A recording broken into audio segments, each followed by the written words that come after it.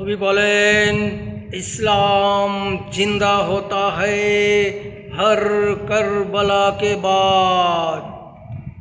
मुस्लिम तेरे रगों में है गोश आशियाना, उठ दौड़ा दे बदर का वो फसाना, बातिल की कुव्वतों को पाश पाश कर दे, उठ दौड़ा दे बदर का वो फसाना।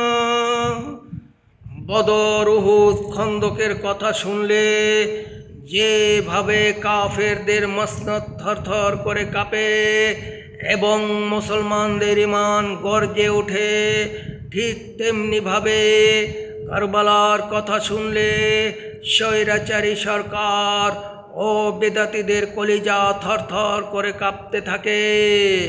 তার কারণ জিহাদ শুধু কাফেরদের বিরুদ্ধে হয় না, প্রয়োজনে মুসলমান নামধারী স্বৈরাচারী সরকার ও বিদাতীদের বিরুদ্ধে হয়।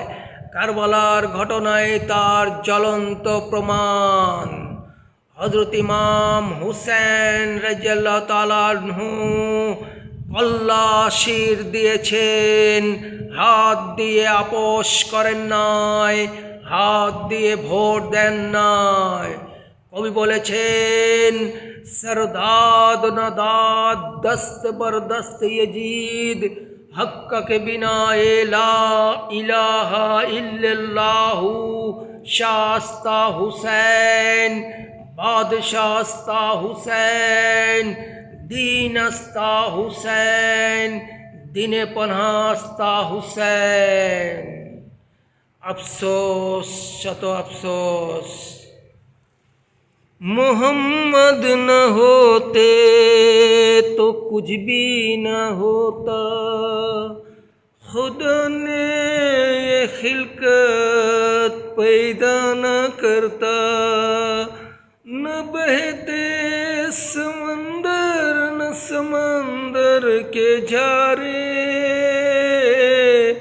न मस्जिद मस्जिद के ऊंचे मीनारे, न मिलता हमें रमजान का मुबारक महीना, न मक्का न वो मदीना। मोहम्मद न होते तो कुछ भी न होता, खुदा ने ये खिलकत पैदा न करता, न बहते समंदर न समंदर के झारे, न मस्जिद मस्जिद के ऊंचे मीनारे, न मिलता हमें चाँद और सितारे, न मिलता हमें पर्वत पहाड़े, न मिलता हमें कोयल के कुकू, न दिमागों में आते फूलों की खुशबू। मोहम्मद न होते तो कुछ भी न होता, खुदा ने ये खिलकत पैदा न करता। जोरे बोलून सल्लल्लाहु अलैहि वसल्लम सल्लल्लाहु अलैहि वसल्लम।